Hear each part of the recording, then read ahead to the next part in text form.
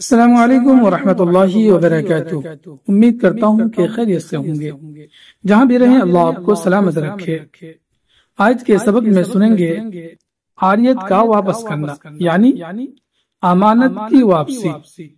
دنیا میں بہت کم لوگ ایسے ملیں گے جن کے پاس زندگی کی تمام ضروری چیزیں موجود ہوں، بلکہ زیادہ تر ایسے ہی لوگ ملیں گے جو بہت سی چیزیں نہ تو خرید سکتے ہیں اور نہ کرائے پر لے سکتے ہیں۔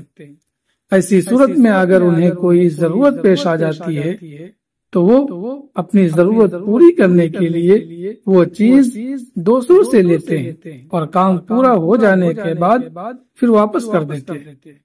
شریعت میں اسی کو عاریت کہا جاتا ہے۔ اگر کوئی ضرورت مند ہو اور وہ اپنی ضرورت پوری کرنے کے لیے کسی سے کوئی چیز مانگے تو اسے دے دینا چاہیے، خاص طور پر معمولی اور روزمرہ استعمال کیے جانے والی چیزوں کو بغیر سوچے دے دینا چاہیے۔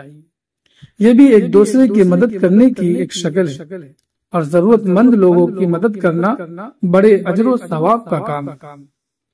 یہ بات بھی اچھی طرح ذہن میں رہے کہ جو شخص اپنی کسی ضرورت کی وجہ سے کسی کی کوئی چیز عاریت کے طور پر لے تو ضرورت پوری ہونے کے بعد اس چیز کو واپس کر دینا چاہیے۔ اس میں سستی اور کاہلی نہیں کرنی چاہیے۔